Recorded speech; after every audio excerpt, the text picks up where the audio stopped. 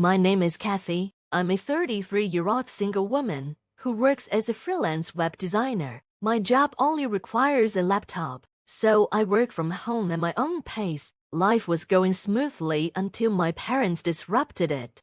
2 years ago, while I was working, my parents suddenly visited. They looked around my house and started talking. "Mom, this house is so big, it looks like we could live here too." "Dad, exactly. There's even a spare room. Kathy doesn't need such a nice house all to herself." Without asking me, they decided they would move in. I immediately spoke up. "Wait, I don't want to live with you guys."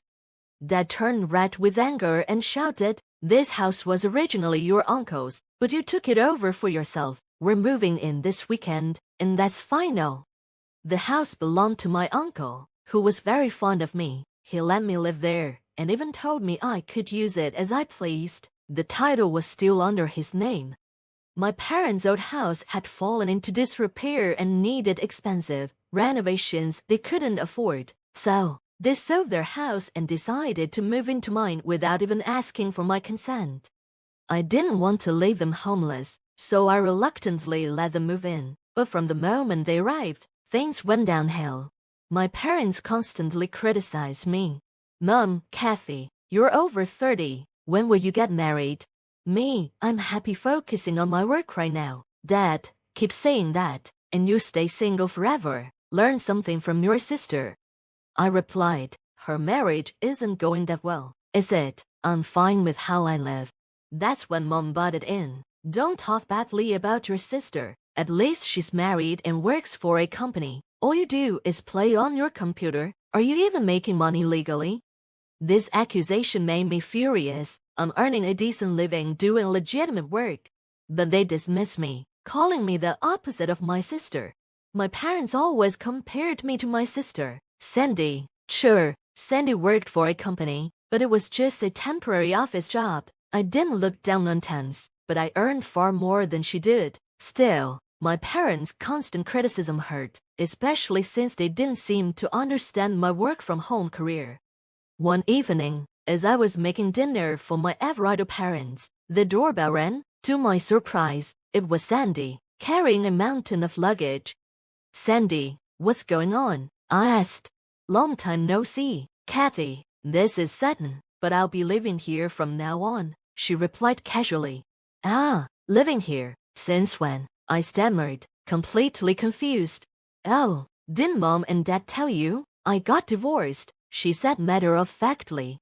Without waiting for my response, Sandy went upstairs and took over an empty room. I tried to argue, but my parents sided with her. I couldn't stop it, and from that moment, my stress levels skyrocketed. Sandy had quit her job after her divorce. Instead of looking for work, she spent her days gossiping with our mother, mostly about me. One day, I overheard them while I was cooking. "Sandy, Mom, isn't this dress cute?" "Mom, oh, yes, you're so pretty, it'll suit you perfectly." "Sandy, don't you think so, too? It's not something plain Kathy would wear, right?" "Mom, well, Kathy is a bit dull. That's why she can't get hired anywhere. All she does is sit at home playing on her computer." "Sandy, Mom, you're so blunt, but true." Their comments stung, but I didn't react. I knew they wanted me to snap, so I stayed silent, bottling up my frustration. One day, a friend of mine had a litter of puppies, and I decided to adopt one. I named him Muffin, a little black chihuahua with big, adorable eyes. Every time he looked at me and wagged his tail, my heart melted. Muffin became a source of comfort in an otherwise stressful household. Owning a chihuahua had been my dream since childhood. Working from home can feel lonely, so I thought a puppy would bring some much-needed joy. When I brought Muffin, a little black chihuahua, I happily introduced him. "From now on, you're Muffin." I didn't ask my family for their opinion before adopting Muffin. After all, this is my house, and I would handle all of Muffin's expenses, so I saw no reason for them to complain. As expected, when I brought Muffin home, my family started complaining. "Mom, we didn't hear anything about you getting a dog." "Sandy, dogs smell, don't they? I hate odors." "Dad, you should have consulted us first. We didn't approve of this. First of all, Muffin wasn't a random stray, adopted him from a friend. Second, I'll take care of all his expenses. What I choose to do in my house is my business. If you don't like it, you're free to leave. Though they protested at first, within hours, Muffin's cuteness won them over. They were all fussing over him. Aren't you the cutest? Are you mommy's little baby? Or daddy's? Or your big sister's? Their anger disappeared like magic, and the house became much calmer, at least for a while. One day, while I was running errands, my sister Sandy called, shouting, "Come home now." "What's wrong?" I asked, confused. "Muffin peed on my clothes. What if they smell?" I sighed. "Just wash them, and it'll be fine. Isn't it your fault for leaving your clothes on the floor?" "What? My fault?" "No, it's because of your poor training," she snapped. When I returned, Sandy was fuming. She threw the soiled clothes at me and demanded, "You're paying for cleaning costs." I refused. "Why should I? You didn't take Muffin for a walk like you said you would, and you left your clothes on the floor." "Shut up. It's your fault for bringing this stupid dog into the house. What are you going to do about it?" I replied, "Isn't it unfair to call Muffin stupid because of one little accident? You seemed to love him just fine before." But Sandy continued blaming me, and soon my parents joined in. "Kathy, you should at least apologize to Sandy," they said. "This is all because of Muffin," Mom added. Frustrated, I tried to explain, "Muffin is a puppy, like a baby. He'll make mistakes. Can't you forgive him once in a while?" Sandy wasn't having it. "Kathy, you made the right choice by staying single. If you ever became a mother, I doubt you'd raise a decent child." That was it. I couldn't believe her words. "You're crossing the line," I said firmly. But Sandy, fueled by anger, pointed at me and yelled, "I've had enough. I don't need you or this dumb dog in this house. Get out." I was stunned.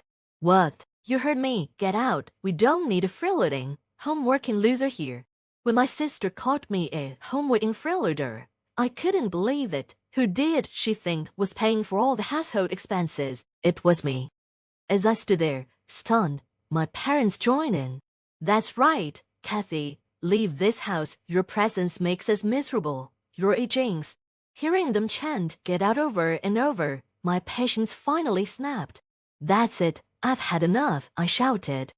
I packed my things, took Muffin, and left the house. As I was leaving, my sister sneered, "This is all your fault. If you just obeyed me, none of this would have happened." Suppressing a grin, I left. I had a plan. They didn't know it, but their actions had sealed their fate. A few days later, my sister called in a panic. "Kathy, help! The house. What happened to the house?" I asked, feigning concern. "We've been told we have to leave by the end of the month," she cried. "Oh, is that so?" I replied calmly. "So, what's the problem?" "What do you mean, what's the problem? Why do we have to leave?" she demanded. "Well, I've decided to sell the house," I said casually. There was a pause, then Sandy stammered, "What, you don't have the authority to sell it?" "Oh, but I do," I said. "The house officially became mine last month." I explained that my uncle had transferred the house to me. He had encouraged me to take control of my life and get away from my ungrateful family. Sandy was in disbelief. "You can do this, even if the house is yours. How could you sell it so easily?" I replied, "I wasn't planning to, but after you all kicked me and Muffin out, I realized I didn't owe you anything. So I consulted Uncle, and he fully supported my decision." Over the phone, I could hear my parents panicking in the background. They began begging, "Kathy, don't do this. We have nowhere else to go. This is unthinkable. You can't do this to your own family." I stayed firm. "Respect? What respect have you shown me? You've always looked down on me, constantly comparing me to Sandy. And who do you think has been paying for everything these past few years? I only let you stay because you had nowhere else to go. And this is how you repay me by treating me and Muffin like nuisances and kicking us out. Unbelievable." They had no response. I didn't stop there. "Trying to make yourselves happy by driving out the rightful owner is shameless. You people belong in hell." Hearing my anger, my father pleaded, "Please, Kathy, we're sorry. Help us." But I was done. I don't care, fend for yourselves, you idiots. And with that, I hung up, finally free of my toxic family. I hung up the phone with a loud click and immediately blocked all my family members. Muffin, sensing my frustration, let out a worried little woof.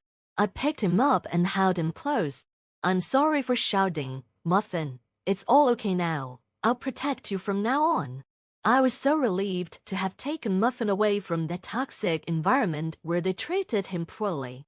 As for my family, they were forced to leave the house at the last minute, with my father's small income and both my mother and sister unemployed. Their lives have become much harder. According to rumors, my parents are constantly nagging my sister to find a job, and their relationships are falling apart.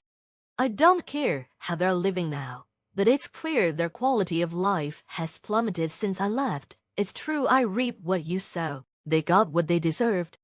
Meanwhile, I'm living a peaceful and fulfilling life with Muffin in a cozy, pet-friendly apartment. I come work whenever I want, spend my earnings however I like, and there's no one to criticize me anymore.